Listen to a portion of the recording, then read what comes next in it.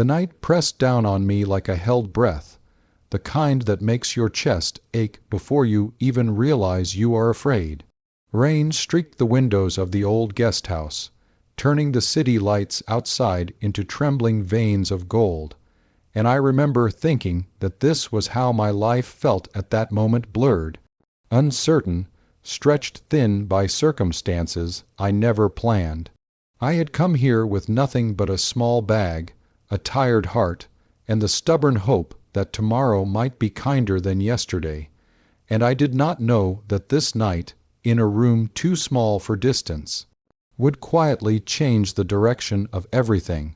If you believe in kindness, in second chances, and in the idea that small moments can transform entire lives, take a second right now to like this video, share it with someone who needs hope, comment your thoughts, and subscribe to the channel, The Kindness Chronicles, so stories like this can keep reaching hearts that are still learning how to heal. I had met her earlier that evening under circumstances that felt accidental, but later revealed themselves as necessary. A delayed bus, a missed connection, and a storm that refused to calm had pushed both of us into the same aging guest house on the edge of the city.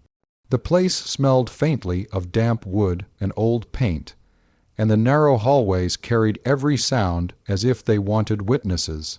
We were strangers bound by inconvenience, two tired souls looking for shelter rather than connection. I was carrying the weight of a recent failure that still burned in my chest, the kind that leaves you questioning your worth, your choices, and whether you are falling behind in a race everyone else seems to be winning. She carried her own quiet burdens, visible in the careful way she moved and the guarded calm in her eyes, as if she had learned that life could take things away without warning. The problem revealed itself when the owner, apologetic and exhausted, explained that a booking error had left only one room available.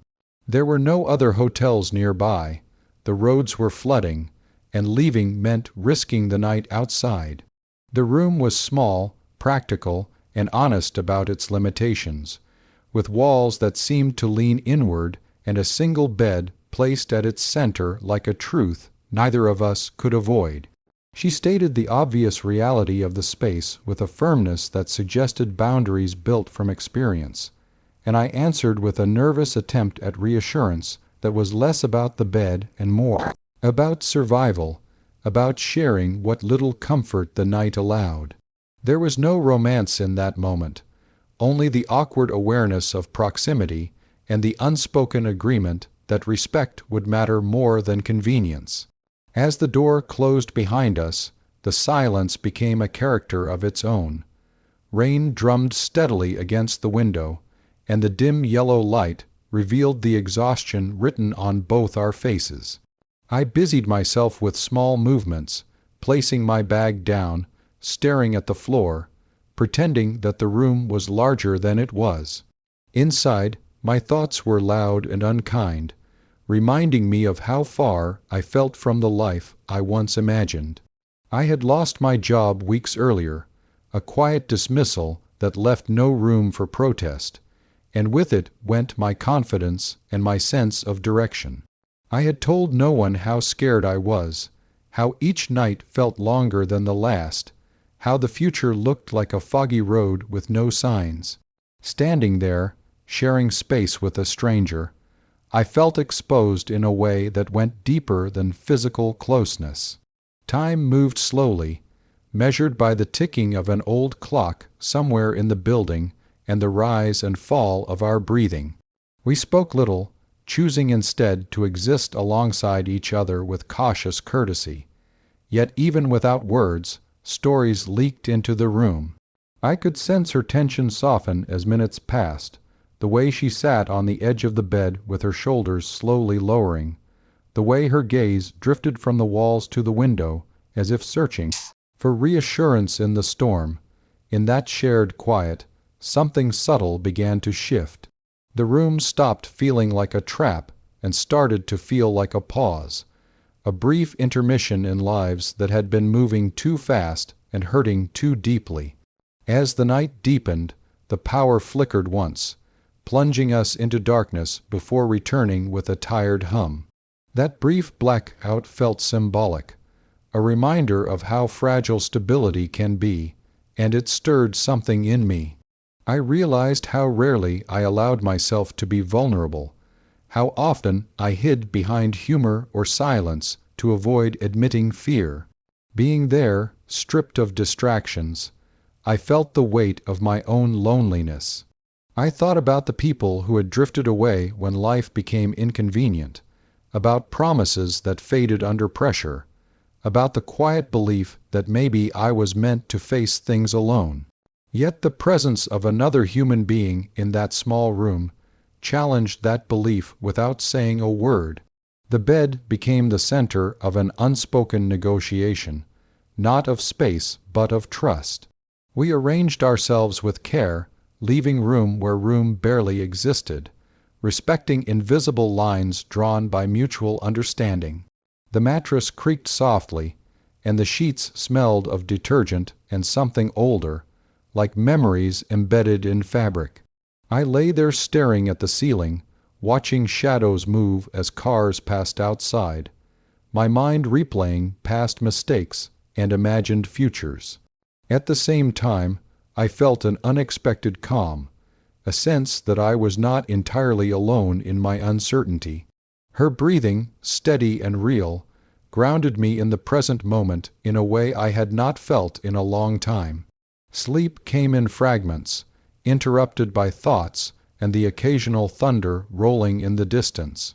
In those half-dream states, memories surfaced of childhood nights when sharing a bed meant safety, not awkwardness, when closeness was natural and comforting. I woke at one point to the sound of rain easing, the storm finally losing its grip on the city. Dawn was still far away, but the darkness felt less heavy, as if the night had spent its fury and left behind something softer. I sensed her stirring too, a shared wakefulness that did not require explanation. Morning arrived quietly, with pale light slipping through the curtains and illuminating dust in the air like tiny stars. The room looked different in daylight, smaller but warmer, less intimidating. The storm had washed the city clean, and the silence that followed felt like a promise. We prepared to leave with the same politeness we had maintained all night, but there was something else now, an unspoken recognition that we had shared more than just space. We had shared a moment of trust in a world that often discourages it, a moment of kindness rooted in necessity but grown into something meaningful. As we stepped out into the fresh morning air, our paths diverged, but the impact of that night lingered. I walked away feeling lighter, not because my problems had vanished, but because I had been reminded of my capacity to connect, to respect, to offer and receive humanity even in uncomfortable situations. That single bed had held more than two tired bodies. It had held fear, hope, boundaries, and the quiet courage it takes to believe that there can be room for both understanding and vulnerability in our lives. In the days that followed, I noticed changes in myself. I spoke more honestly with people, admitted when I was struggling, and accepted help without shame. I approached opportunities with less bitterness and more openness, remembering that night as proof that not all unexpected situations end badly. Sometimes they teach us exactly what we need to learn.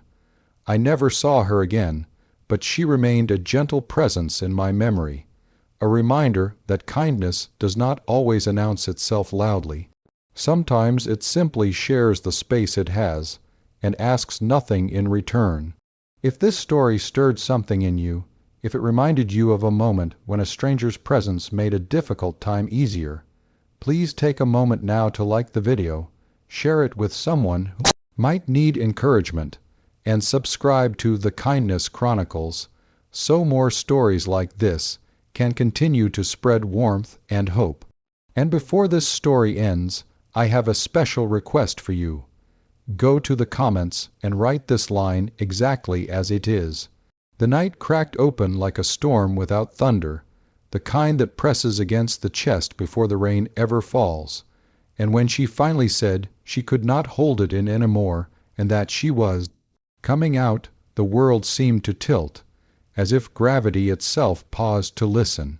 I remember the way the streetlight outside flickered, how the ceiling fan hummed like a tired witness, and how something ancient and fragile inside both of us broke free at the same time. In that instant, I understood that some truths are heavier than secrets, and some secrets are heavier than love. If you believe in kindness, second chances, and quiet courage, take a moment right now to like this video, share it with someone who might need hope, comment your thoughts, and subscribe to the channel The Kindness Chronicles so more stories like this can find the people who need them most. We had known each other since we were young enough to believe that the world was fair if you were patient and honest. We grew up under the same sky that taught us to keep our heads down and our hearts guarded, where tradition felt like a locked door and fear was the key everyone carried. She was the kind of person who laughed softly, as if afraid of taking up too much space, and I was the kind who listened too much, learning early that silence could be a shield. Our lives ran parallel for years, close enough to touch but never colliding, until the day her eyes held a storm she could no longer contain. The challenge did not arrive all at once. It crept in like a shadow stretching longer each evening. I noticed the weight she carried in the way she hesitated before smiling, the way she watched people instead of joining them, the way she flinched at careless jokes that cut deeper than anyone realized. She was fighting a war no one else could see, a battle between who she was and who the world demanded she be. I struggled too, caught between my instinct to protect and my fear of what protection might cost us both. In a place where whispers could ruin lives, love often learned to hide. Days turned into weeks, and the air around us thickened with unsaid words. I felt helpless watching her fade into herself, knowing that honesty was the medicine and the poison. When she finally reached the edge of herself, it was not dramatic in the way movies pretend. It was quiet, exhausted, and devastatingly human. The truth poured out not as a performance, but as a surrender. She was not asking for applause or permission. She was asking for air. And in that moment, I chose to become the space where she could breathe. Saying it would be our little secret was not about hiding her truth. It was about buying her time. Time to heal, time to stand stronger, time to choose her own moment. Yet that promise carried its own weight. Secrets demand vigilance, and vigilance can erode the soul. I learned what it meant to listen without fixing, to guard without controlling, to love without ownership. Every gathering became a test, every conversation a tightrope. I watched her smile through pain and wondered if silence was saving her or slowly drowning us both. The world outside did not soften just because our hearts had opened. Prejudice remained loud, ignorance careless, and danger real. I saw how easily kindness could turn into cruelty when difference appeared. My own struggle grew as I questioned my role, my courage, my limits. There were nights I lay awake imagining a future where she could walk freely, and mornings when fear convinced me that dreaming was reckless. Still, change has a way of beginning in the smallest places, and ours began with trust. As months passed, something subtle shifted. She started to stand taller, her laughter grew steadier, and her eyes carried less apology. The secret did not shrink her, it strengthened her. Watching that transformation taught me that truth, even when hidden, has a way of healing from the inside out. I learned that allyship is not loud declarations but consistent presence, not grand gestures but everyday loyalty. Together, we built a quiet sanctuary in a noisy world. The turning point came not with an announcement, but with a choice. She chose herself in a room where fear once ruled. She chose honesty in her own time, with her own voice. The aftermath was not easy. Some doors closed, some hearts resisted, and some nights were heavy with tears. But others opened unexpectedly. Compassion appeared where we least expected it, and love proved more resilient than hatred. I realized then that secrets are sometimes bridges, not prisons, and that coming out is not a single moment but a lifelong journey. By the end, the story was no longer about secrecy, but about courage rippling outward. Her truth inspired others to question their silence, to soften their judgments, to listen. It reminded me that protecting someone does not mean keeping them hidden forever.